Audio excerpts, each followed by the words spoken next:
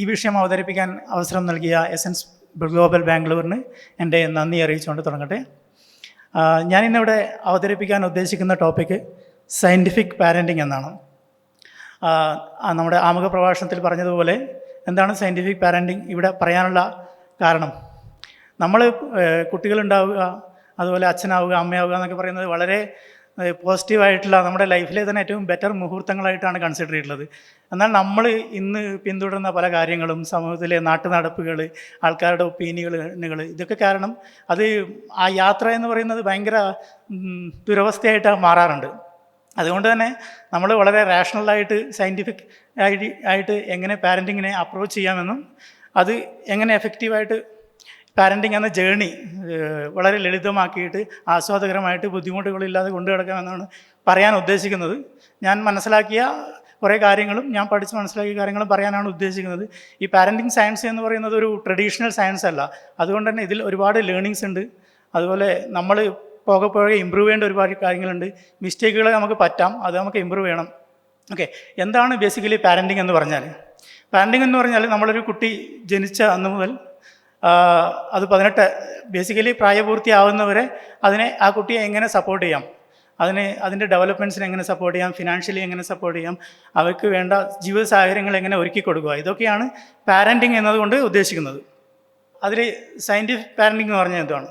നമ്മൾ evidence based ആയിട്ടുള്ള കാര്യങ്ങൾ പാരൻറ്റിങ്ങിൽ എങ്ങനെ അപ്ലൈ ചെയ്യാം, അതല്ലാതെ നമ്മുടെ കൾച്ചറൽ നോംസോ നമ്മുടെ നാട്ടു നടപ്പുകളോ സമൂഹത്തിൽ ഇപ്പോൾ നടന്നിരിക്കുന്ന കാര്യങ്ങളോ അതൊന്നും ഫോളോ ചെയ്യാതെ എവിഡൻസ് ബേസ്ഡ് ആയിട്ടുള്ള കാര്യങ്ങൾ എങ്ങനെ ഫോളോ ചെയ്യാം, അതുവഴി പാരൻറ്റിങ് എങ്ങനെ എളുപ്പമാക്കാം, കുറച്ചുകൂടി എഫക്റ്റീവ് ആക്കാം എന്നതാണ് ഞാൻ ഇന്ന് പറയാൻ ഇവിടെ ഉദ്ദേശിക്കുന്നത്.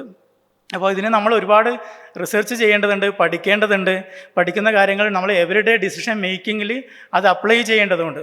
നമ്മൾ പാരൻറ്റിങ് എന്ന് പറയുന്നത് നമ്മളെപ്പോഴും നമ്മുടെ റെഫറൻസ് പോയിൻ്റായിട്ട് നോക്കുന്നത് എന്താണ്? നമ്മുടെ പാരൻസിനെ ആയിരിക്കും, അല്ലെങ്കിൽ നമ്മുടെ സൊസൈറ്റിയെ ആയിരിക്കും. പക്ഷേ ഇവിടെയൊക്കെ ഒരുപാട് മിസ്റ്റേക്കുകളുണ്ട്. അതൊക്കെ നമ്മളീ പറയുന്നത് നമ്മുടെ പാരൻസ് എന്ന് പറയുന്നത് പ്രീവിയസ് ജനറേഷനിലെ പാരൻറ്റിങ് ഫിലോസഫി ഫോളോ ചെയ്തവരാണ്.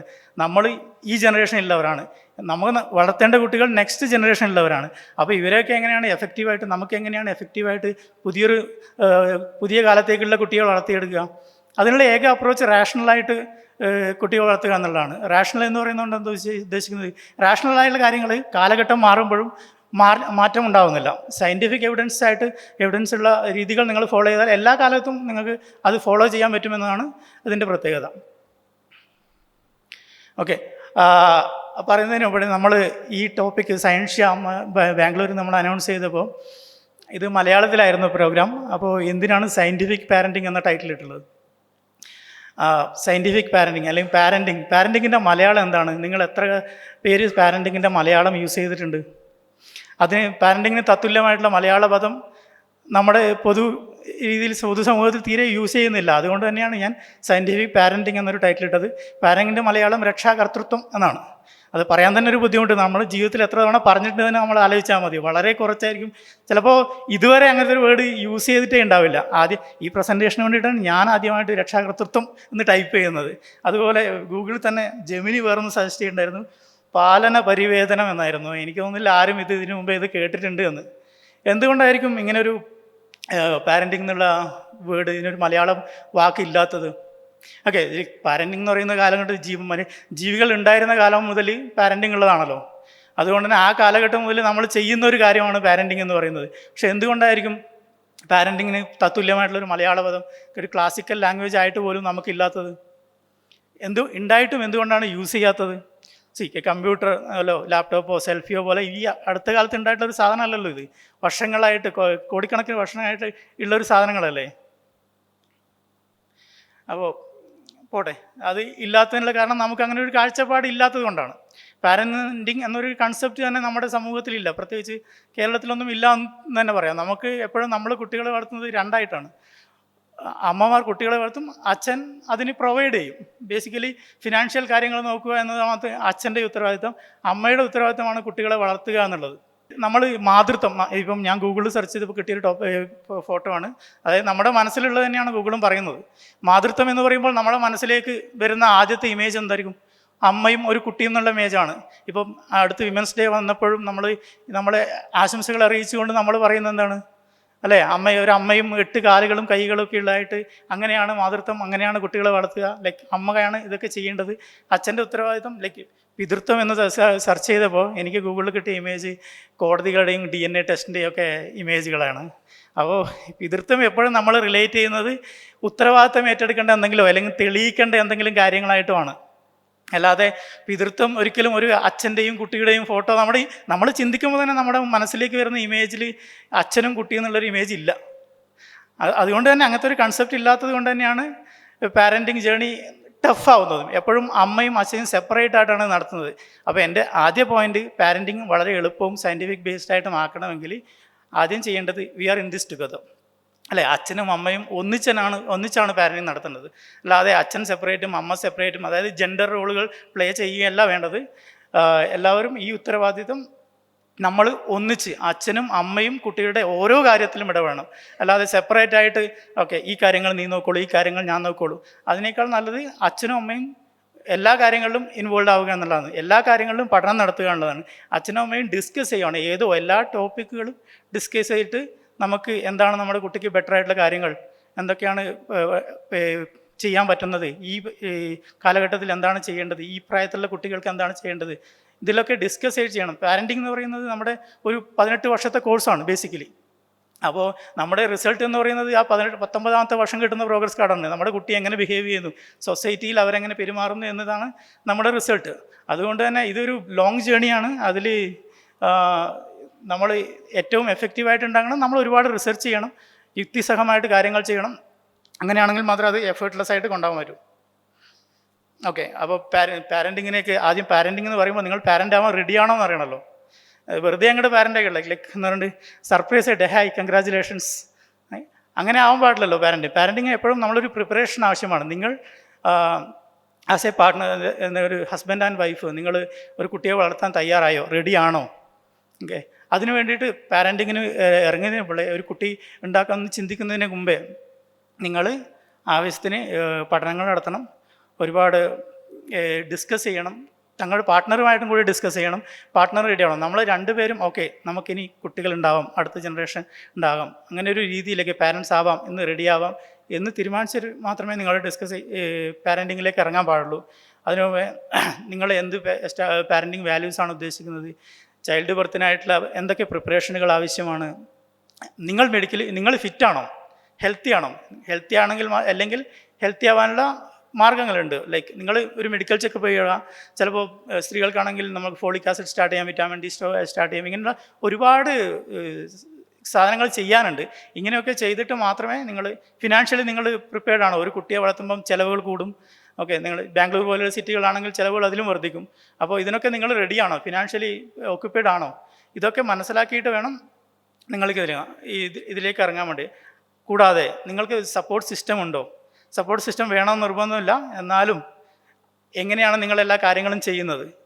അപ്പോൾ അതേസമയം നിങ്ങൾക്ക് നിങ്ങളുടേതായ സ്പേസ് സെൽഫ് കെയർ കൊടുക്കുന്നുണ്ടോ? അല്ല, ഇത് പാരൻറ്റിംഗ് എന്ന് പറയുന്നത് ഇത് സ്റ്റാർട്ട് ചെയ്ത് കഴിഞ്ഞാൽ ഒരുപാട് പ്രഷർ ഉണ്ടാവാം, നിങ്ങളെ പ്രഷറൈസ് ചെയ്യാൻ കുറേ ആൾക്കാരുണ്ടാവും, പിയർ ഗ്രൂപ്പുകൾ ഉണ്ടാവാം.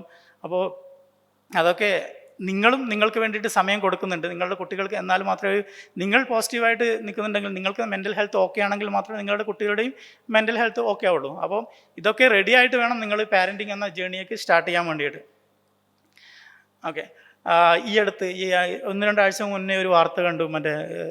ഒരു കുട്ടി ജനിച്ചതിൻ്റെ തെളിവ് മാരേജ് സർട്ടിഫിക്കറ്റ് അപ്ലൈ ചെയ്തപ്പോൾ തെളിവില്ലാത്തത് കൊണ്ട് മാരേജ് സർട്ടിഫിക്കറ്റ് കൊടുക്കാൻ പറ്റിയിരുന്നില്ല എന്നിട്ടൊരു കപ്പിൾസ്, വളരെ യങ്ങായിട്ടുള്ള കപ്പിളാണ്, അത്യാവശ്യം വിദ്യാഭ്യാസമൊക്കെ ഉള്ള കപ്പിളായിരുന്നു. അപ്പോൾ വാർത്തയിൽ പറയുന്നത് അവർ നാച്ചുറോപ്പതി വഴി നാച്ചുറലായിട്ടുള്ള ബർത്താണ് ട്രൈ ചെയ്തത്, അതുകൊണ്ട് തന്നെ ഹോസ്പിറ്റലൊന്നും പോയിട്ടില്ല, ഡോക്യുമെൻറ്റ്സ് ഒന്നും അവൈലബിൾ ഇല്ല, അതുകൊണ്ട് പ്രൂഫ് ഇല്ലാത്തത് കൊണ്ടാണ് ബർത്ത് സർട്ടിഫിക്കറ്റ് നൽകിയിട്ടില്ല. അപ്പോൾ നമ്മൾ സയൻസ് ഇത്രയും പുരോഗമിച്ചത് കൊണ്ടാണ് നമുക്ക് ഇപ്പോൾ നമ്മുടെ ഇൻഫൻറ്റ് മോർട്ടാലിറ്റി റേറ്റൊക്കെ നോക്കുകയാണെങ്കിൽ വളരെ കുറവാണ്. അതിനുള്ള കാരണം നമ്മുടെ മെഡിക്കൽ ഫീൽഡ് അത്ര ഇമ്പ്രൂവ് ആണ്.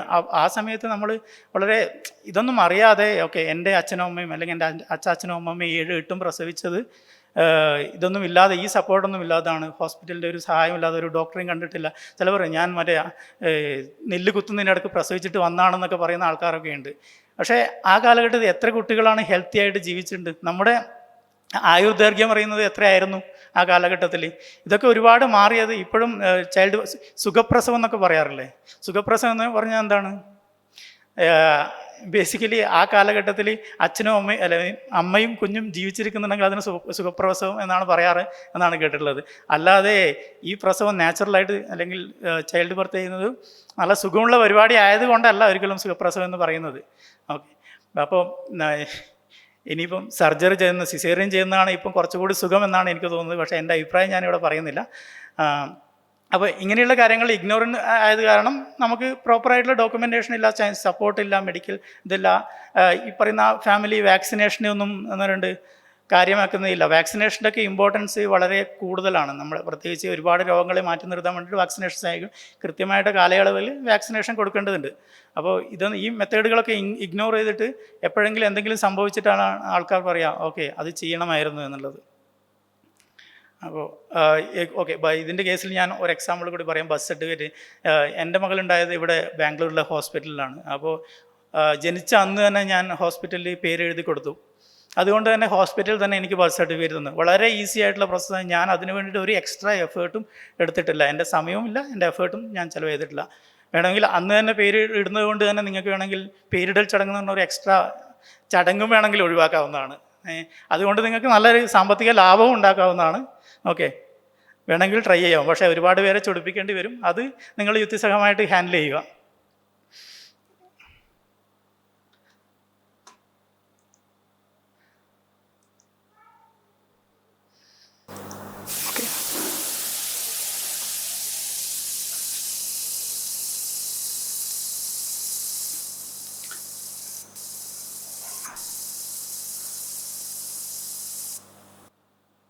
എത്ര പേര് ഈ സൗണ്ട് കേട്ടിട്ടുണ്ട്?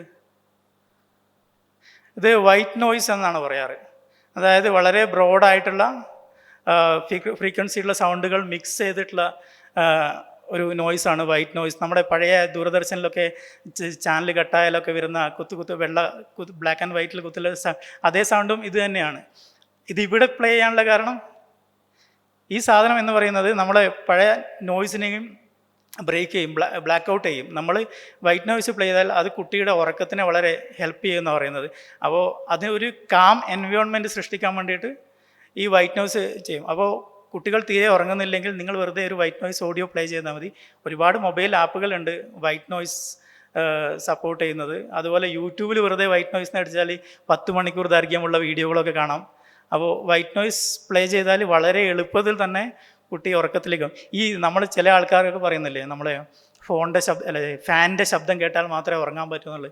ബേസിക്കലി അതും ഈ പറയുന്ന വൈറ്റ് നോയ്സ് തന്നെയാണ്.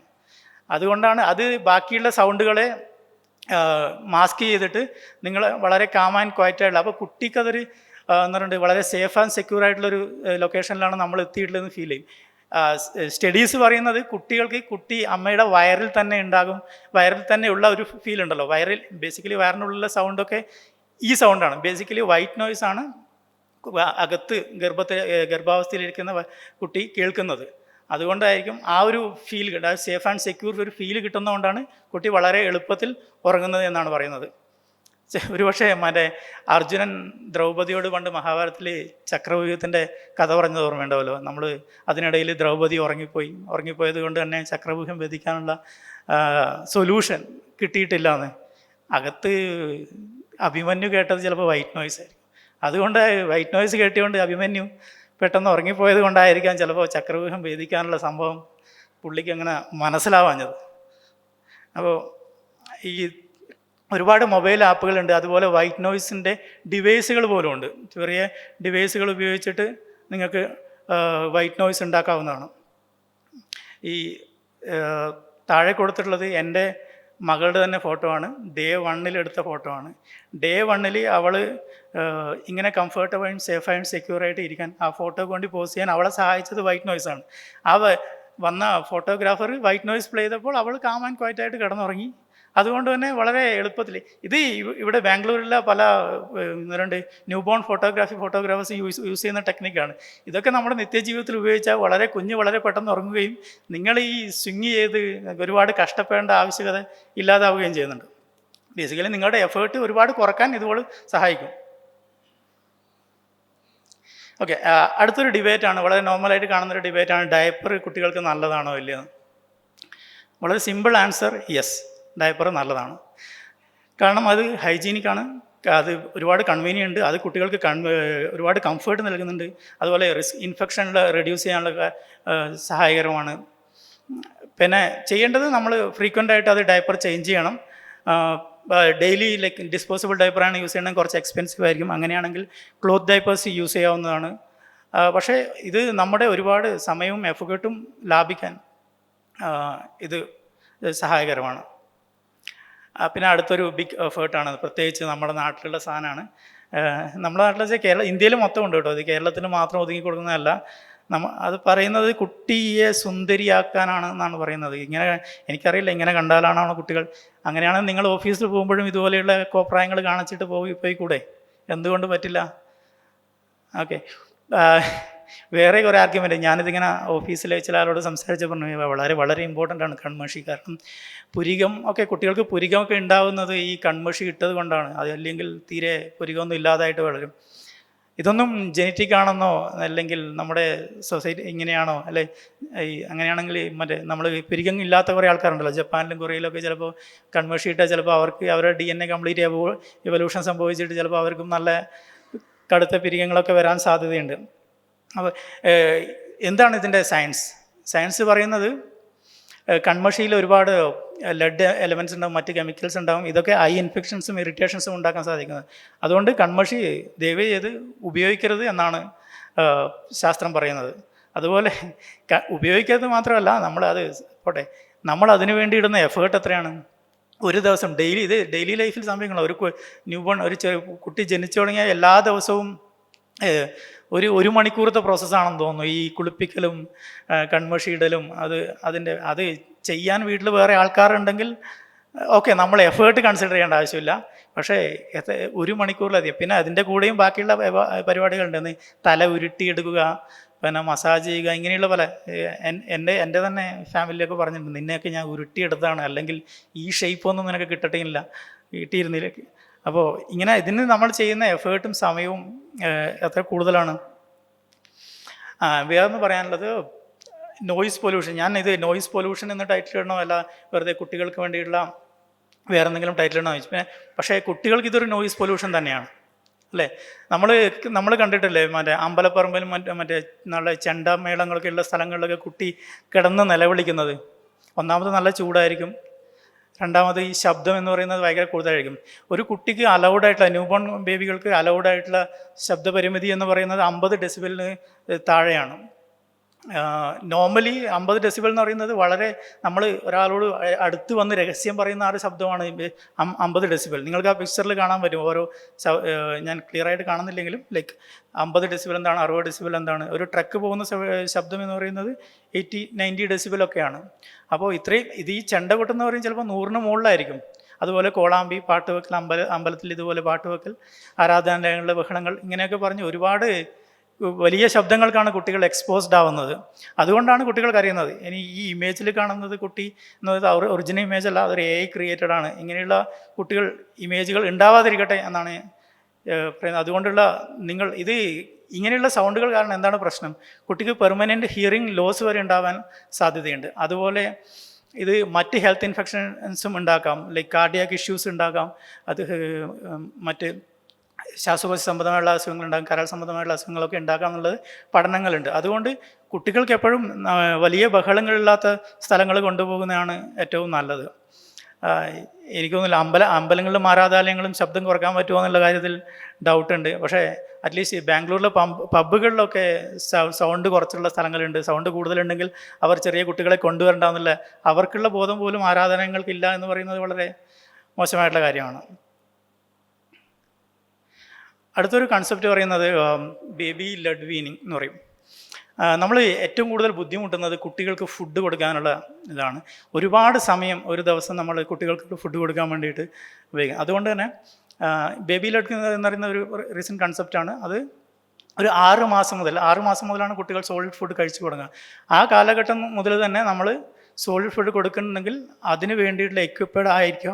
അതായത് ബേബി കൺട്രോൾ ചെയ്യുന്നൊരു ഭക്ഷണ രീതി. അതായത് ഇവിടെ നിങ്ങളല്ല ഇൻ കൺട്രോൾ, കുട്ടികളായിരിക്കും. അപ്പോൾ കുട്ടികൾ പറയും വേണ്ട എന്ന് പറയുന്നിടത്ത് നിർത്തണം. കാരണം അവർ ഫുഡ് അവർക്ക് വേണമെങ്കിൽ അവർ കഴിക്കും, വേണ്ടെങ്കിൽ അവർ നിർത്തും. നിങ്ങളതിന് എക്സ്ട്രാ എഫേർട്ട് ഇടാൻ പാടില്ല. അത് നിങ്ങൾ ഭക്ഷണം കഴിക്കുന്നതോടൊപ്പം തന്നെ നിങ്ങൾക്കൊരു ഹൈ ചെയർ, ഇതിന് വേണ്ടിയിട്ട് ചെറിയ ആക്സസറി ഒക്കെ നിങ്ങൾ വാങ്ങാവുന്നതാണ്. ഒരു ഹൈ ചെയർ എന്ന് വാങ്ങാം, കുട്ടിയെ കയറ്റിയിരുത്തും. നിങ്ങൾ ഹൈ ചെയറിൽ കുട്ടികളെ ഭക്ഷണം കഴിച്ച് ശീലിച്ചാൽ കുട്ടികൾ ഇവിടെ ഹോട്ടലിലൊക്കെ പോയി റെസ്റ്റോറൻറ്റുകളിലൊക്കെ പോയി ഫുഡ് കഴിക്കുകയാണെങ്കിൽ അവിടെയും ഇന്ന് പല നല്ല ഹോട്ടലുകളിലും റെസ്റ്റോറൻറ്റുകളിലും ഇതുപോലെയുള്ള ഹൈ ചെയർ അവൈലബിൾ ആണ്. അവിടെ കുട്ടി ഇരുത്തിയാൽ കുട്ടി മര്യാദയ്ക്ക് ഫുഡ് കഴിക്കും. നിങ്ങളുടെ എഫേർട്ട് ഒരുപാട് ലാഭിക്കാൻ പറ്റും. പിന്നെ പുറത്തൊക്കെ പോകുന്നത് വളരെ എളുപ്പമായിരിക്കും. ഇപ്പോൾ ഇതൊക്കെ കാരണം തന്നെ പുറത്ത് ഭക്ഷണം കഴിക്കാൻ പോകുന്ന പല ആൾക്കാരും ഭക്ഷണം കഴിക്കാൻ പോകാറില്ല. കാരണം കുട്ടിയെ മാനേജ് ചെയ്യുക എന്നുള്ളൊരു വലിയ ഇഷ്യൂ ആണെന്ന് പറയുന്നത്. പക്ഷേ ഇങ്ങനെയുള്ള മെത്തേഡുകളൊക്കെ ഫോളോ ചെയ്താൽ വളരെ കൃത്യമായിട്ട് നല്ല രീതിയിൽ എഫേർട്ട്ലെസ് ആയിട്ട് നമുക്ക് കാര്യങ്ങൾ ചെയ്യാവുന്നതാണ്. അപ്പോൾ ഈ കാര്യത്തിൽ ഇത് സ്റ്റാർട്ട് ചെയ്യേണ്ടത് 6 months+ ആണ് സ്റ്റാർട്ട് ചെയ്യേണ്ടത്. പിന്നെ നമുക്ക് കൃത്യമായിട്ടുള്ളൊരു പ്രൊസീജിയർ ഉണ്ടാക്കി കൊടുക്കുക, പിന്നെ അത് ഒരു റൂട്ടീൻ ആക്കി കൊടുക്കുക. അങ്ങനെയാണെങ്കിൽ ഈ വളരെ പെട്ടെന്ന് തന്നെ കുട്ടി ഇത് പിക്ക് ചെയ്യും. പിന്നെ കുട്ടി നമ്മുടെ കൂടെ തന്നെ എപ്പോഴും ഭക്ഷണം കഴിക്കും. പിന്നെ ഫുഡ് കഴിക്കൂ എന്ന് പറഞ്ഞാൽ കുട്ടി ചെയറിൽ പോയി ഇരിക്കും, അല്ലെങ്കിൽ ചെയറിൽ പോയി ഇരുന്നാൽ ഫുഡ് വരുന്നുള്ള പ്രതീക്ഷയിലായിരിക്കും. അപ്പോൾ കൃത്യമായ അളവിൽ ഫുഡ് കഴിക്കും. കുട്ടിക്ക് വേണ്ടാന്ന് പറയുമ്പോൾ കുട്ടി നിർത്തും. ഇനി എന്തൊക്കെ ഫുഡ് കഴിക്കാമെന്നുള്ളത് പറയുന്നത്. ഓക്കെ, നമ്മൾ 6 മാസത്തിൽ താഴെ വരെ നമുക്ക് കുട്ടികൾക്ക് ഫുഡ് കൊടുക്കുമ്പം ലൈക്ക് ബ്രസ്റ്റ് മിൽക്ക് മാത്രം കൊടുക്കാമെന്നാണ് പീഡിയാട്രിക് അസോസിയേഷൻ പറയുന്നത്. 6 മാസത്തിന് ശേഷം മാത്രമേ നമുക്ക് സോളിഡ് ഫുഡ് കൊടുക്കാൻ പാടുള്ളൂ. ബ്രസ്റ്റ് മിൽക്ക് ഇല്ലാത്തവർക്ക് ഫോർമുല മിൽക്ക് കൊടുക്കാവുന്നതാണ്. ഈ ഫോർമുലയ്ക്കെതിരെ ഭയങ്കരമായിട്ടുള്ള നെഗറ്റീവ് പ്രചാരണങ്ങളൊക്കെ ഉണ്ട്. ഫോർമുല മിൽക്ക് വളരെ കുട്ടികൾക്ക് കൊടുക്കുന്നത് വളരെ സേഫാണ്. നിങ്ങൾക്ക് ബ്രസ്റ്റ് മിൽക്ക് ഇല്ലെങ്കിൽ നിങ്ങൾ കൊടുക്കേണ്ടത് ഫോർമുല മിൽക്കാണ്. അത് മെഡിക്കലി പ്രിസ്ക്രൈബ്ഡ് ആണ്. ഒരിക്കലും നിങ്ങളുടെ പശുവിൻ്റെ പാലൊന്നും വെച്ചിട്ട് സബ്സ്റ്റിറ്റ്യൂട്ട് ചെയ്യാൻ പാടില്ല. ഏതാണ്ട് 1 വയസ്സ് വരെ കുട്ടിക്ക് പശുവിൻ്റെ പാല് കൊടുക്കാൻ പാടില്ല എന്നാണ് ഡോക്ടേഴ്സ് പറയുന്നത്. കാരണം ഈ പശുവിൻ്റെ പാലിൻ്റെ പശുവിൻ്റെ കുട്ടികൾക്ക് വേണ്ടിയിട്ടുള്ളതാണ്. അത് ദഹിപ്പിക്കാനുള്ള ഡൈജസ്റ്റ് ചെയ്യാനുള്ള എൻസൈമുകളൊന്നും നമ്മുടെ കുഞ്ഞിൻ്റെ ശരീരത്തിൽ ഇല്ല. അതുകൊണ്ട് തന്നെ പശുപാല് ഒരിക്കലും ഒരു സബ്സ്റ്റിറ്റ്യൂട്ട് അല്ല ചെറിയ കുട്ടികൾക്ക്, 1 വയസ്സിൽ താഴെയുള്ള കുട്ടികൾക്ക്. 1 വയസ്സിന് മുകളിലാണെങ്കിൽ നിങ്ങൾക്ക് കൊടുക്കാവുന്നതാണ്.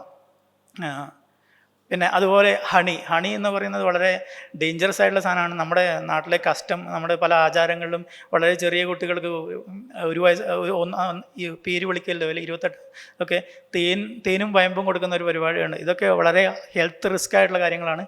1 വയസ്സ് വരെ കുട്ടികൾക്ക് തേൻ കൊടുക്കാൻ പാടില്ല. ഇതുപോലെ തന്നെയാണ് സോൾട്ട്, ഷുഗർ, അതുപോലെയുള്ള ഒരുപാട് കാര്യങ്ങൾ കുട്ടികൾക്ക് 1 വയസ്സ് വരെ കൊടുക്കാൻ പാടില്ല. സാൾട്ടൊന്നും ഡൈജസ്റ്റ് ചെയ്യാനുള്ള കപ്പാസിറ്റി അവരുടെ കരളിന് അതുവരെ 1 വയസ്സ് വരെ ആവുന്നില്ല.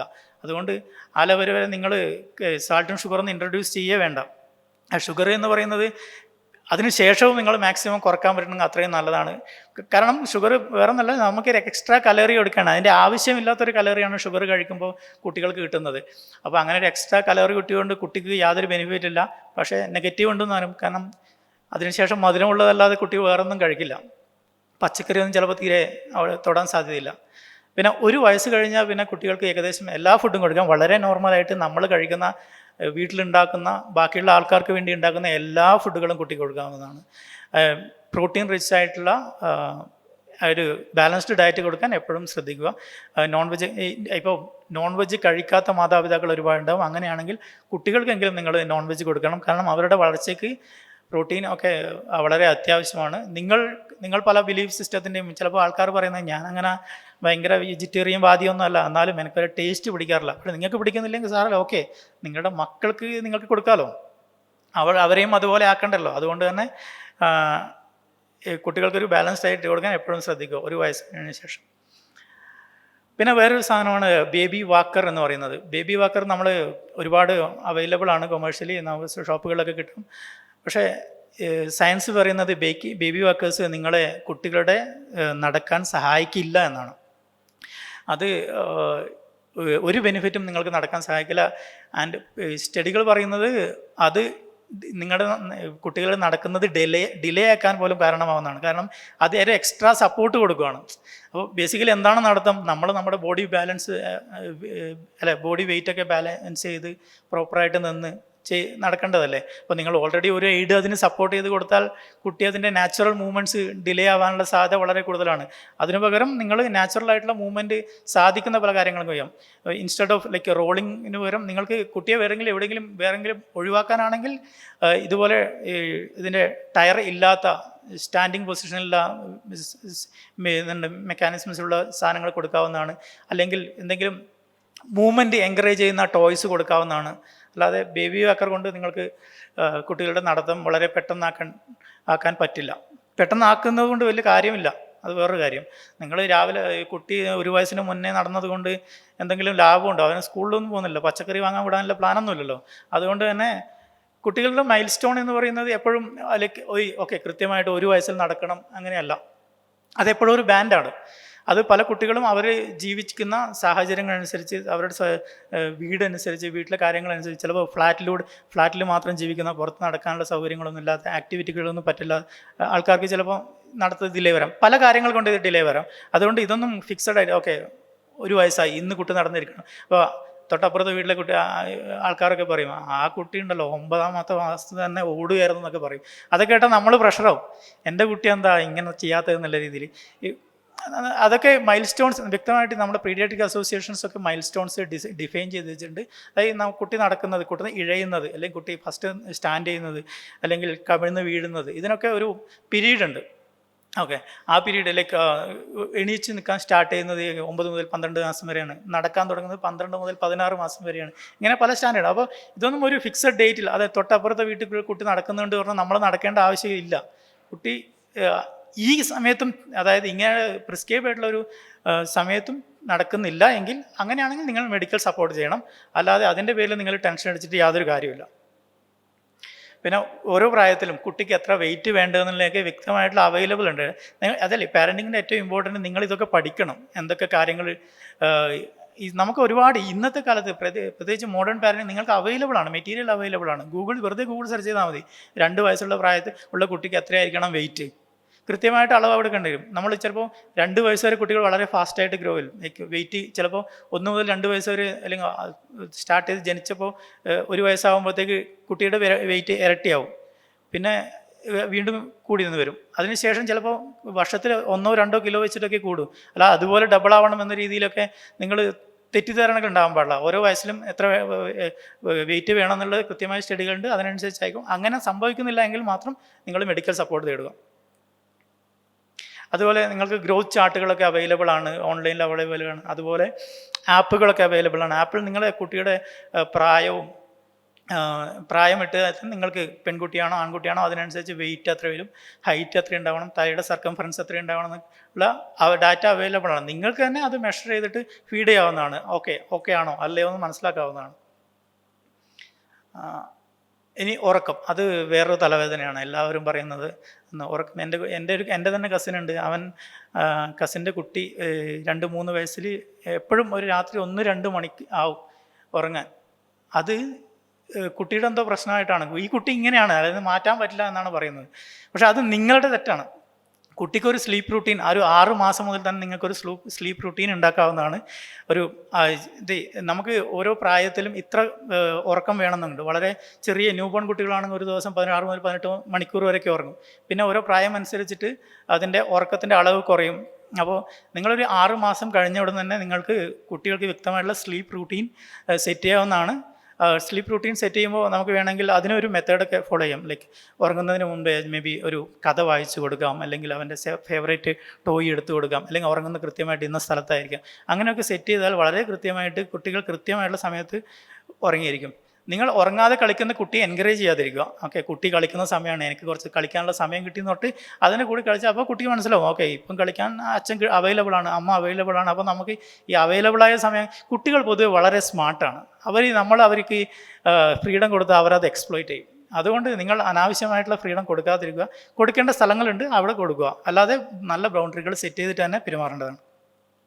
പിന്നെ അതുപോലെ സ്ലീപ്പ് ട്രെയിനിങ്ങിന് ആൾക്കാർ ഉപയോഗിക്കുന്ന സാധനമാണ് നമ്മുടെ നാട്ടിൽ പഴയ തൊട്ടിൽ ഇങ്ങനെ സ്വിങ് ചെയ്യാൻ ഉപയോഗിക്കുന്ന, സ്വിങ് ചെയ്തിട്ട് ഉറക്കുന്ന. സ്വിങ് ചെയ്തുകൊണ്ടുള്ള പ്രശ്നം എന്താണെന്ന് വെച്ചാൽ നിങ്ങൾ എല്ലാ കാലത്തും സ്വിങ് ചെയ്യേണ്ടിയിരിക്കും. കുട്ടികൾക്ക് ബേസിക്കലി സ്വിങ് ചെയ്യേണ്ട തൊട്ടിലുകൾ ആവശ്യമില്ല. ഉറങ്ങാൻ വേണ്ടിയിട്ട്. നിങ്ങൾ ഒരു ആദ്യത്തെ ഒരു 1-2 മാസമൊക്കെ ചിലപ്പോൾ അത് ഭയങ്കര ഹെൽപ്ഫുള്ളായിരിക്കും, പിന്നെ അതിൻ്റെ ആവശ്യമില്ല. പക്ഷേ നിങ്ങൾ സ്വിങ് ചെയ്തിട്ട് ഉറക്കി ശീലിച്ച് കഴിഞ്ഞാൽ പിന്നെ കുട്ടി എപ്പോഴും ഉറങ്ങുമ്പോൾ ഉറങ്ങാൻ റെഡിയാണെങ്കിൽ കുട്ടിയെ തൊട്ടിലിട്ടിട്ടൊന്ന് ആട്ടണം എന്നുള്ളൊരു കൺസെപ്റ്റിലേക്ക് വരും. അപ്പോൾ നിങ്ങൾക്ക് എപ്പോഴും അതൊരു എഫേർട്ടാണ്. അപ്പോൾ ഇങ്ങനെ ചെയ്യുമ്പോഴാണ് നിങ്ങൾ മറ്റുള്ള കാര്യങ്ങളൊന്നും ചെയ്യാനുള്ള സമയമില്ലാത്തത്. അല്ലെങ്കിൽ കുട്ടിക്ക് പ്രോപ്പറായിട്ടുള്ള ഒരു റൂട്ടീൻ സെറ്റ് ചെയ്തിട്ടുണ്ടെങ്കിൽ കൃത്യമായിട്ട് അവർ ഉറങ്ങും. ഓക്കെ, അടുത്തത് ടോയ്സിനെ കുറിച്ച് പറയാനാണ്. നമ്മൾ ഈ ടോയ്സ് പൊതുവേ നമ്മൾ വാങ്ങുന്നത്, ഓക്കെ, നമ്മളൊരു ബഡ്ജറ്റ് ഫിക്സ് ചെയ്തിട്ടുണ്ടാകും, ആ ബഡ്ജറ്റിൽ കിട്ടുന്ന ടോയ് എന്താണെന്ന് വെച്ചാൽ അത് വാങ്ങും. അങ്ങനെയല്ല, ഓരോ പ്രായത്തിലും കുട്ടിക്ക് വേണ്ട ടോയ്സ് ഉണ്ട്. അപ്പോൾ ഇത് 6 മാസം പ്രായമുള്ള കുട്ടികൾ ഇന്ന ടോയ്സാണ് കളിക്കേണ്ടത്. അത് ടോയ്സ് എന്ന് പറയുന്നത് കളിക്കാൻ മാത്രമല്ല, അത് കുട്ടിയുടെ ഡെവലപ്മെൻറ്റിനും കൂടി സഹായിക്കുന്ന കാര്യങ്ങളാണ്. അപ്പോൾ ഓരോ ടോയ്സിനും ഒരു പർപ്പസ് ഉണ്ട്. നിങ്ങൾ ഒരുപാട് ഡിഫറെൻറ്റ് ടൈപ്സ് ഓഫ് ടോയ്സ് ഉണ്ട്. ഇപ്പം അത്യാവശ്യം നല്ല ടോയ് ഷോറൂം കണ്ടാൽ ഓരോ പ്രായത്തിനനുസരിച്ച് തരംതിരിച്ചിട്ടുള്ള ടോയ്സുകളൊക്കെ നിങ്ങൾ കാണാൻ പറ്റും. അപ്പോൾ അത് കുട്ടിയുടെ എഡ്യൂക്കേഷണൽ നീഡ്സിനും മറ്റ് ഡെവലപ്മെൻറ്റൽ നീഡ്സിനും അനുസരിച്ച് ഡിസൈൻ ചെയ്ത ടോയ്കളാണ്. ഓരോ ടോയ് ഇൻവെൻറ്റ് ചെയ്യുന്നതിലും ഒരുപാട് വർക്ക് ബാക്ക്ഗ്രൗണ്ട് നടന്നിട്ടുണ്ട്. അപ്പോൾ നിങ്ങൾ ഓരോ പ്രായത്തിലും ആ കുട്ടിക്ക് അനുയോജ്യമായിട്ടുള്ള ടോയ്കൾ കൊടുക്കാൻ ശ്രദ്ധിക്കുക. വളരെ ചെറുപ്രായത്തിലാണെങ്കിൽ കുട്ടി ചെറിയ റാറ്റിൽസും അങ്ങനെയൊക്കെ വെക്കും. പക്ഷേ അതേ ടോയ് തന്നെ വളരെ വലുതാകുമ്പോഴും കൊടുക്കേണ്ട ആവശ്യമില്ല. വലിയ കുട്ടികളാണെങ്കിൽ കുറച്ചുകൂടി ബോർഡ് ഗെയിംസ് ഒക്കെ കൊടുത്താൽ സോ ദാറ്റ് ഇൻട്രാക്ഷൻ കൂടും. കുട്ടികൾ സോഷ്യൽ ഇൻട്രാക്ഷൻ ഒക്കെ നടത്തുന്ന പ്രായമാണ് ഒരു 6 മുതൽ 12 വയസ്സൊക്കെ പറയുന്നത്. ആ സമയത്ത് നിങ്ങൾ ബോർഡ് ഗെയിംസ് മൾട്ടിപ്പിൾ ആൾക്കാർ, ചില പാരൻസ് പറയും ലൈക്ക് ബോർഡ് ഗെയിംസ് ഒക്കെ വാങ്ങി വെച്ചാൽ ഞാൻ കുട്ടിയോട് കളിക്കേണ്ടി വരും, അത് എനിക്കൊരു പാരയാണ്, അതുകൊണ്ട് തന്നെ അങ്ങനെയുള്ള കാര്യങ്ങൾ ഒഴിവാക്കുന്നതാണ് നല്ലത്. പകരം അങ്ങനെയുള്ള കാര്യങ്ങൾ എൻകറേജ് ചെയ്യുകയാണ് വേണ്ടത്. അപ്പോൾ അതുപോലെ തന്നെ നമ്മൾ തന്നെ നമ്മുടെ ഫ്രണ്ട്സിൻ്റെ കുട്ടികളെ കാണാൻ പോകുമ്പോൾ ഗിഫ്റ്റ് ചെയ്യുന്നത് എന്തായിരിക്കും? അധിക ഫ്രണ്ട്സും ഞാൻ കണ്ടിട്ടുള്ളത് അവർ നല്ല ഫാൻസി ഡ്രസ്സ് കൊണ്ടുപോയിടും. ഈ ഫാൻസി ഡ്രസ്സുകൾ കുട്ടിക്ക് ഇടാൻ തന്നെ ഭയങ്കര ബുദ്ധിമുട്ടാണ്. പലരും ഭയങ്കര ബുദ്ധിമുട്ടാണ്. പ്രത്യേകിച്ച് നമ്മുടെ കാലാവസ്ഥയിൽ ഇപ്പം നല്ല ചൂടായിക്കൊണ്ട് വരുന്ന സമയത്ത് നല്ല തിക്കായിട്ടുള്ള ഫാൻസി ആയിട്ടുള്ള കുത്തുന്ന ഉടുപ്പുകളൊക്കെ ഗിഫ്റ്റായിട്ട് കൊടുത്താൽ അവർ കിട്ടിയത് കൊണ്ട് ചിലപ്പോൾ അവർ ഇടേണ്ടി വരും. അങ്ങനെ ബുദ്ധിമുട്ട്. എന്തിനാണ് നമ്മൾ അങ്ങനെയുള്ള അവർക്ക് ആവശ്യമില്ലാത്തൊരു സാധനമായിരിക്കും ചിലപ്പോൾ ഈ നിങ്ങൾ കൊടുക്കുന്ന ഈ ടോയ്. അതിന് പകരം നിങ്ങൾ വേണേൽ ഇന്ന് മുതൽ ഡിസൈഡ് ചെയ്തോളൂ, ഞാനൊരു ഫ്രണ്ട്സിന് ആർക്കെങ്കിലും ഗിഫ്റ്റ് കൊടുക്കുക, അതിൽ കുട്ടിയെ കാണാൻ പോകുമ്പോൾ ഗിഫ്റ്റ് കൊടുക്കുന്നത് അവൻ്റെ പ്രായത്തിനനുസരിച്ചുള്ള ഒരു ടോയ് ആയിരിക്കും. ഓക്കെ, അവൻ്റെ ഡെവലപ്മെൻറ്റൽ നീഡ്സിന് സ്യൂട്ടബിൾ ആയിട്ടുള്ള ഒരു ടോയ് കൊടുക്കുന്നതായിരിക്കും. ഞാനിത് പ്രാക്ടീസ് ചെയ്യുന്നുണ്ട്. അതുകൊണ്ട് ടോയ് കൊടുക്കണം എന്ന് ഞാൻ പറയുന്നില്ല. അങ്ങനെ ടോയ് കൊടുക്കണം നിർബന്ധമുണ്ടെങ്കിൽ നിങ്ങൾ ഇങ്ങനെയുള്ള കാര്യങ്ങളിലേക്ക് ചെയ്യുന്നത് നല്ലതായിരിക്കും. അതുപോലെ തന്നെ കുട്ടികളെ കുറച്ചുകൂടി ഹാൻഡിൽ ചെയ്യാൻ കുറച്ചും കൂടി എഫേർട്ട്ലെസ്സും എഫക്റ്റീവായിട്ട് ഹാൻഡിൽ ചെയ്യാൻ വേണ്ടിയിട്ട് ഒരുപാട് ആക്സസറീസ് അവൈലബിൾ ആണ്. കാർ സീറ്റ് എന്ന് പറയും നമ്മൾ, ബേബി ചൈൽഡ് സീറ്റ്. നമ്മുടെ നാട്ടിൽ ഇത് ഉപയോഗിക്കുന്നത് വളരെ കുറവാണ്. കഴിഞ്ഞ വർഷം കേരളത്തിലെ ഗതാഗത ചെയർമാൻ കാർ സീറ്റ് നിർബന്ധമാണെന്നൊക്കെ പറഞ്ഞിട്ടൊരു ഇത് ഇറക്കിയിട്ടുണ്ടായിരുന്നു. പക്ഷേ പിറ്റേ ദിവസം തന്നെ മന്ത്രി ഗണേഷ് കുമാർ അത് തിരുത്തി. നമ്മളത്ര നിർബന്ധമൊന്നും പറഞ്ഞിട്ടില്ല, റെക്കമെൻഡ് ചെയ്ത് മാത്രമേ ഉള്ളൂ. പക്ഷേ ഇന്ത്യയിൽ അങ്ങനെയാണ്, പൊതുവേ റെക്കമെൻഡ് ചെയ്ത് മാത്രമേ ഉള്ളൂ. ലീഗലായിട്ട് അത് ഫോളോ ചെയ്യണമെന്ന് മാൻഡേറ്ററി ആയിട്ട് ഫോളോ ചെയ്യണമെന്നില്ല. പക്ഷേ നമ്മൾ യൂറോപ്പിലൊക്കെ ജനിച്ച അന്ന് മുതൽ ഒരു 12 വയസ്സ് വരെയൊക്കെ കാർ സീറ്റ് നിർബന്ധമായി ഉപയോഗിക്കണം എന്ന് പറയുന്നുണ്ട്. കാരണം അത് ആക്സിഡൻറ്റുകൾ ഉണ്ടായാൽ കുട്ടികളെ സംരക്ഷിക്കാൻ ഇത് സഹായകരമാവും. നിങ്ങൾ കുട്ടിയെ ഹോൾഡ് ചെയ്തിട്ടാണ് കാറിലിരിക്കുന്നത്, ഒരു ആക്സിഡൻറ്റ് സംഭവിച്ചാൽ കുട്ടി തെറിച്ചു പോകും. അതുകൊണ്ട് ഏറ്റവും സേഫ് ആയിട്ടുള്ളൊരു മെഷറാണ്. അതുപോലെ അവർ കംഫർട്ടബിളാണ്. നിങ്ങൾ മടിയിലിരിക്കുന്നതിനെക്കാട്ടും കംഫർട്ടബിളാണ് കാർ സീറ്റിലിരിക്കുന്നത്. അതുകൊണ്ട് വളരെ ചെറുപ്പത്തിലെ ജനിച്ച അന്ന് മുതൽ കാർ സീറ്റ് ഉപയോഗിക്കണമെങ്കിൽ അത്രയും നല്ലത്. നിങ്ങളുടെ എഫേർട്ട് കുറയും, നിങ്ങൾക്ക് ദൂരയാത്രയിൽ പോകുന്ന ബുദ്ധിമുട്ടില്ല, റോഡ് ട്രിപ്പുകൾ പോകുന്നതിന് ബുദ്ധിമുട്ടില്ല.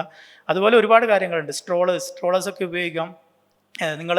നിങ്ങൾ എപ്പോഴും കുട്ടിയെ എടുത്തു കിടന്നാൽ കുട്ടിക്കും വേദന ഉണ്ടാവും. നിങ്ങൾ പല ആംഗിളിലായിരിക്കും കുട്ടിയെ പൊക്കിയെടുക്കുന്നത്. അപ്പോൾ നിങ്ങളുടെ സൗകര്യത്തിന് തട്ടുന്നത്. അപ്പോൾ അതൊക്കെ കുട്ടികൾക്കും വേദന ഉണ്ടാകും. അത് കുറച്ച് കഴിഞ്ഞാൽ കുട്ടി കരയാൻ തുടങ്ങും. അത് ഒരു സ്ട്രോളറുകളൊക്കെ ഉപയോഗിച്ചിട്ടുണ്ടെങ്കിൽ കുട്ടിക്ക് ഉറക്കം വന്നാൽ അതിൽ കിടക്കാവുന്നതാണ്. അങ്ങനെ അതുപോലെ ബേബിക്ക് വേണ്ടിയിട്ട് ലൈക്ക് ഡയപ്പർ ബാഗുകളൊക്കെ ഉണ്ട്. ഒരുപാട് പോക്കറ്റുകളുള്ള അവരുടെ ഐറ്റംസൊക്കെ സ്റ്റോർ ചെയ്യാൻ പറ്റുന്ന ഒരുപാട് സ്റ്റോറേജുകളുടെ പോക്കറ്റുകൾ, ഇങ്ങനെയുള്ള സാധനങ്ങളൊക്കെ യൂസ് ചെയ്താൽ വളരെ എഫക്റ്റീവായിട്ട് നിങ്ങൾക്ക് അവരെ കൊണ്ടു നടക്കാം. നിങ്ങളുടെ ലൈഫ് വളരെ ഈസിയാവും. നിങ്ങൾ ലൈഫ് സ്റ്റൈലിൽ കോംപ്രമൈസ് ചെയ്യേണ്ടിയില്ല. ഇപ്പോൾ പൊതുവെ സംഭവിക്കുന്നത് വെച്ചാൽ ഇതിൽ ബുദ്ധിമുട്ടുണ്ട്, അതുകൊണ്ട് ഞാൻ അവിടെ പോകുന്നില്ല. അല്ലെങ്കിൽ മിക്കവാറും കണ്ടിട്ടുണ്ട്, 1-2 കുട്ടികൾ ഒരു പ്രായമാവുന്നവരെ ട്രിപ്പുകളും ഇങ്ങനത്തെ ഔട്ടിങ്ങുകളും പരിപാടികളും കംപ്ലീറ്റ് ക്യാൻസലാക്കുന്ന മാതാപിതാക്കളും അറ്റ്ലീസ്റ്റ് അമ്മയെങ്കിലും ഇങ്ങനെയുള്ള കാര്യങ്ങളൊക്കെ കോംപ്രമൈസിട്ടായിരിക്കും ജീവിക്കുന്നത്. അപ്പോൾ ഇങ്ങനെയുള്ള കാര്യങ്ങൾ ഇപ്പോൾ ഇതിനെക്കുറിച്ച് പറയുമ്പോൾ പലരും പറയുന്നത് ഇത് ഭയങ്കര കോസ്റ്റ് അല്ലേന്ന്. നിങ്ങളുടെ കുട്ടിയുടെ പേരിടലിനോ അല്ലെങ്കിൽ ചോറൂണിനോ അല്ലെങ്കിൽ നിങ്ങളുടെ കഴുത്തിൽ അതിനുണ്ടാകുന്ന ചിലവൊന്നുമില്ല. കഴുത്തിലിടുന്നൊരു ചെയിനൊക്കെ ചിലപ്പോൾ 20-30 വിലയായിരിക്കും. ഇതിന് അത്രയൊന്നും ചിലവില്ല. അപ്പോൾ ഇത് നിങ്ങൾ ഒരു ഉപകാരമില്ലാത്ത കാര്യങ്ങൾക്ക് നിങ്ങൾ ഒരുപാട് പണം ചിലവുമ്പോൾ ഉപകാരമുള്ള കാര്യങ്ങൾക്ക് നിങ്ങൾ ചിലവഴിക്കാതിരിക്കുന്നത് വളരെ മോശമാണ്. ഗണേഷ് കുമാർ പറഞ്ഞത് അങ്ങനെയാണ്, കാർ സീറ്റിന് ഭയങ്കര പൈസയാണ്, അത് പറ്റില്ല. 6 ലക്ഷം രൂപയുടെ കാറ് വാങ്ങാൻ പറ്റണമെങ്കിൽ 6000 രൂപയുടെ കാർ സീറ്റ് വാങ്ങുന്ന ഒരു പ്രശ്നമില്ല. പക്ഷേ നിങ്ങൾ പലപ്പോഴും അത് എക്സ്ക്യൂസ് ആസ് യൂസ് ചെയ്യുന്നുള്ളൂ. അതുപോലെ ട്രാവൽ ചെയ്യുമ്പോൾ നിങ്ങൾക്ക് ഒരുപാട് ട്രാവൽ ചെക്ക് ലിസ്റ്റുകൾ നിങ്ങൾ പ്ലാൻ ചെയ്തിട്ടും പ്രിപ്പയർ ചെയ്തിട്ടും ഹാൻഡിൽ ചെയ്യുകയാണെങ്കിൽ ഈ കുട്ടികളെ ഹാൻഡിൽ ചെയ്യുക എന്ന് പറയുന്നത് വളരെ ഈസി ആയിരിക്കും. അപ്പോൾ നിങ്ങളൊരു ട്രാവൽ പോകാൻ എന്തൊക്കെ കാര്യങ്ങൾ ചെയ്യണം, അതിന് ഓൾറെഡി നിങ്ങൾക്ക് ഓൺലൈൻ നോക്കിയാൽ ഒരു ചെക്ക് ലിസ്റ്റ് കിട്ടും. ഇന്ന കാര്യങ്ങൾ എടുക്കണം, കുട്ടിക്ക് ഓക്കെ ഡയപ്പർ ചേഞ്ച് ചെയ്യണം, എക്സ്ട്രാ ഡ്രസ്സ് വേണം, പാല് വേണം, മറ്റേ വെള്ളം വേണം, ഇങ്ങനെ ഓരോ കാര്യങ്ങളും നിങ്ങൾ പ്രിപ്പയർ ചെയ്താൽ ഈ ജേർണി വളരെ ഈസി ആയിരിക്കും. വേറൊരു വലിയ ചാലഞ്ചാണ് സ്ക്രീൻ ടൈം എന്ന് പറയുന്നത്. സ്ക്രീൻ ടൈം എന്ന് പറയുന്നത് 2 വയസ്സ് വരെയുള്ള കുട്ടികൾക്ക് സ്ക്രീൻ ടൈം തീരെ പാടില്ല എന്നാണ് മെഡിക്കൽ ഡോക്ടേഴ്സ് പറയുന്നത്. 2 വയസ്സിന് ശേഷം കുറച്ചായിട്ട് ആവാം. 2 വയസ്സിന് താഴെയുള്ള കുട്ടികൾക്ക് വേണമെങ്കിൽ വീഡിയോ കോൾസ് ആവാം, സോ ദാറ്റ് ഒരു ഇൻട്രാക്ഷൻ സംഭവിക്കുന്നുണ്ട് വീഡിയോ കോളുകളിൽ. അല്ലാതെ വേറൊരു screen time available. Screen time കൂടിയാലുള്ള പ്രശ്നങ്ങൾ എന്തൊക്കെയാണ്? സ്ക്രീൻ ടൈം കൂടിയാൽ കുട്ടികൾക്കുള്ള ഡെവലപ്മെൻ്റൽ മൈൽ സ്റ്റോൺസ് എത്താൻ ഡിലേ ആവും. നിങ്ങൾ ശ്രദ്ധിച്ചിട്ടുണ്ടാവും, ഒരുപാട് സമയം കാർട്ടൂണും മറ്റും കാണുന്ന കുട്ടികൾ സംസാരിക്കുന്നത് വളരെ കുറവായിരിക്കും. അവരുടെ സ്പീച്ച് പോലും ഡിലേ ആവാനുള്ളൊരു സാധ്യതയുണ്ട്. കാരണം അവരൊരു വൺ വേ കമ്മ്യൂണിക്കേഷൻ നടത്തുന്നത് കാർട്ടൂണായിട്ടോ TV സ്ക്രീനുമായിട്ടോ മൊബൈൽ സ്ക്രീനുമായിട്ടോ. അപ്പോൾ അവരുടെ സോഷ്യൽ ഇൻട്രാക്ഷൻ അത്രയും ലിമിറ്റഡ് ആകുമ്പോൾ അവരും സംസാരിക്കില്ല. വിർച്വൽ ഓട്ടിസം എന്ന് പറഞ്ഞൊരു കൺസെപ്റ്റ് ഉണ്ട്. ഇങ്ങനെയുള്ള സ്ക്രീൻ ടൈം വളരെ കൂടുതലായാൽ ഓട്ടിസ്റ്റിക് ബിഹേവിയേഴ്സ് ആൾക്കാർ കാണിക്കും. അത് സയൻറ്റിഫിക് ടേം അല്ല, എന്നാലും അങ്ങനെയുള്ള ഒരു പേരിലാണ് അവരത് വിളിക്കുന്നത്. അപ്പോൾ ഓരോ പ്രായത്തിലും എത്ര എഫേർട്ട് ഇടണം എന്നുള്ള കാര്യത്തിൽ പഠിക്കണം. ഓക്കെ, ഇനി പാരൻറ്റിങ് സ്റ്റൈൽ പൊതുവേ പറയുന്നത് 4 ടൈപ്പ് പാരൻറ്റിങ് സ്റ്റൈലുണ്ട്. ഒന്ന് അതോറിറ്റേറിയൻ, പെർമിസീവ്, അതോറിറ്റേറ്റീവ്, അൺഇൻവോൾവ്ഡ്.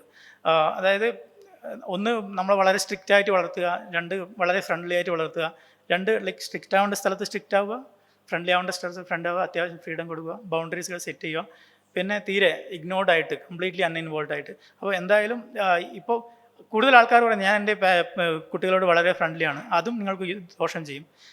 നിങ്ങൾ കുറച്ചുകൂടി സ്ട്രിക്റ്റ് ആവേണ്ട സ്ഥലത്ത് സ്ട്രിക്റ്റ് ആയിട്ടും ഫ്രീഡം കൊടുക്കേണ്ട സ്ഥലത്തും ഫ്രീഡം കൊടുത്തിട്ടും തന്നെയാണ് കുട്ടികളെ വളർത്തേണ്ടത്.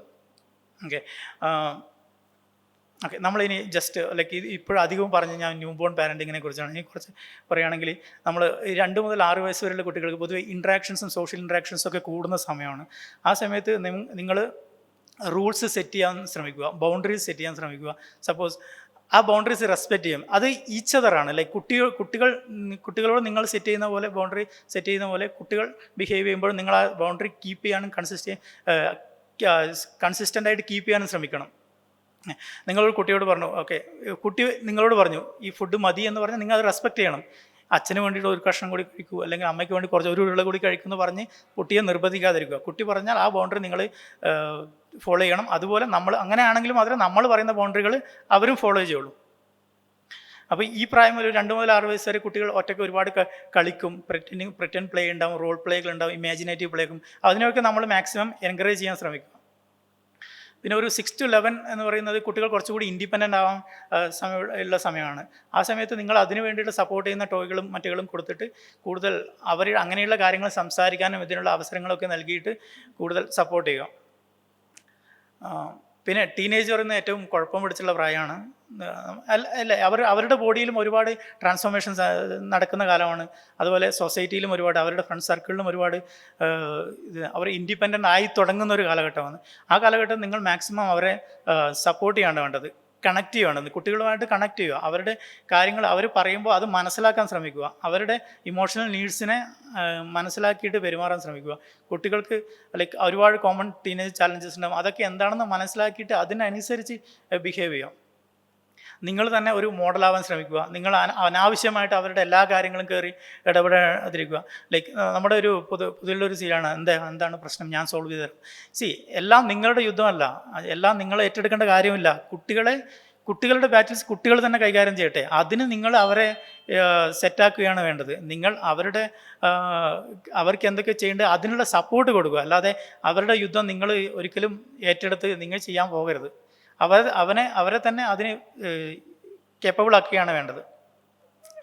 അതിന് അങ്ങനെ കുട്ടികളുമായിട്ട് നല്ലൊരു ബന്ധം ഉണ്ടാക്കണമെങ്കിൽ ഏറ്റവും നല്ലത് അവരുമായിട്ടൊരു എഫക്റ്റീവ് കമ്മ്യൂണിക്കേഷൻ ഉണ്ടാകണം. ഒരു ഫേമസ് ഇത് പറയുന്നത്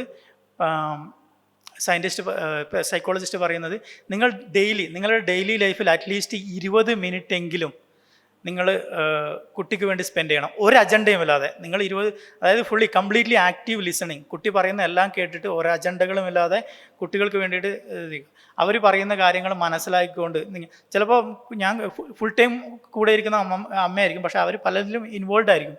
അങ്ങനെ ഉണ്ടായിട്ട് കാര്യമില്ല. അവർക്ക് വേണ്ടിയിട്ട് ടൈം സ്പെൻഡ് ആയിട്ട് അവർക്കും തോന്നണം. അങ്ങനെയാണെങ്കിൽ മാത്രമേ അത് എഫക്റ്റീവ് ആവുള്ളൂ.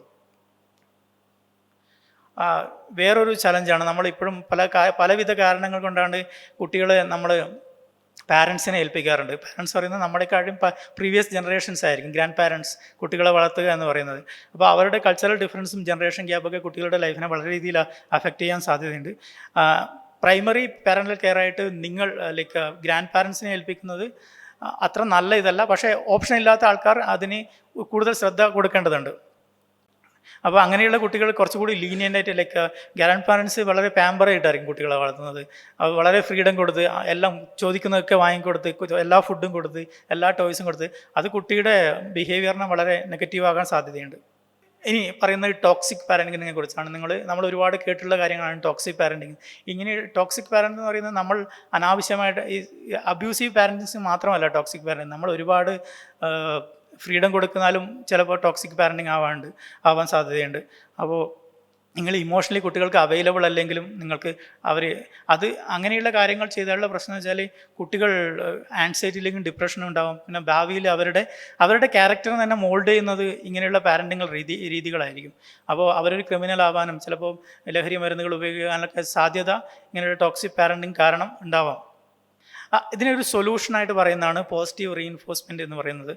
ഇത് ഒരുപാട് സ്റ്റഡികൾ നടത്തിയിട്ടുണ്ട്. അപ്പോൾ അവർ സൈക്കോളജിസ്റ്റ് നടത്തിയ സ്റ്റഡികൾ പറയുന്നത് പോസിറ്റീവ് റീഇൻഫോഴ്സ്മെൻറ്റ് കുട്ടികളുടെ സ്വഭാവത്തിനെ ബെറ്ററാക്കാൻ വേണ്ടിയിട്ട് ഒരുപാട് ഹെൽപ്പ് ചെയ്യുന്നുള്ളതാണ്. അതിന് വളരെ സിമ്പിൾ എക്സാമ്പിൾ, നിങ്ങളൊരു കുട്ടി ഒരു നല്ല കാര്യങ്ങൾ ചെയ്താൽ അതിനെ അപ്രീഷിയേറ്റ് ചെയ്യുക. നിങ്ങൾ instead of good girl or good boy പറയുന്നതിന് പകരം ആ ചെയ്ത കാര്യങ്ങൾ ഗുഡ് ജോബ് എന്ന് പറയുക.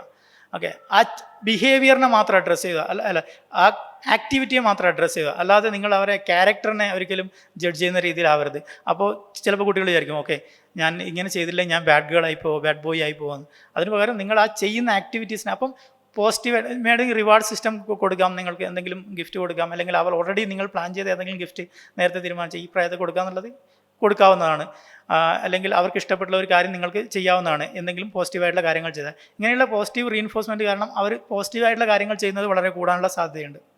ഇനി വളരെ കോമൺ ആയിട്ട് കുട്ടികളെ വളർത്തുന്നവർ പറയുകയാണ് കുട്ടികളുടെ ടാൻട്രംസ്, കുട്ടികളുടെ പിടിവാശി. അത് വലിയൊരു പ്രശ്നമാണെന്നാണ് പറയുന്നത്. അതെങ്ങനെ ഹാൻഡിൽ ചെയ്യുന്നതാണ് പല പാരൻസും കഷ്ടപ്പെടുന്നത്. ഇങ്ങനെയുള്ള ടാൻട്രം കാരണം പലപ്പോഴും കുട്ടികളെ പലരും കൊണ്ടുപോകാറില്ല പല സ്ഥലങ്ങളിലും.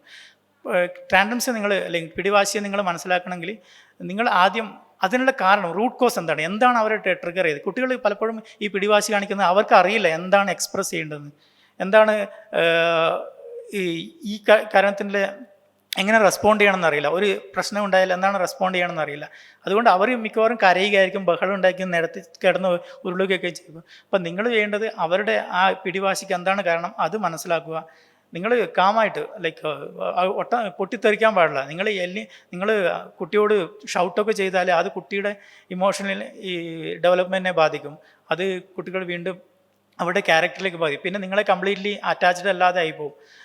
പിന്നെ കുട്ടികൾ നിങ്ങളോട് പറയേണ്ട കാര്യങ്ങൾക്ക് പകരം അവരുടെ ഫ്രണ്ട്സിനൊക്കെ, നിങ്ങൾ അവൈലബിൾ അല്ലെങ്കിൽ അവരുടെ ഫ്രണ്ട്സിനൊക്കെ ഷെയർ ചെയ്യാൻ തുടങ്ങും.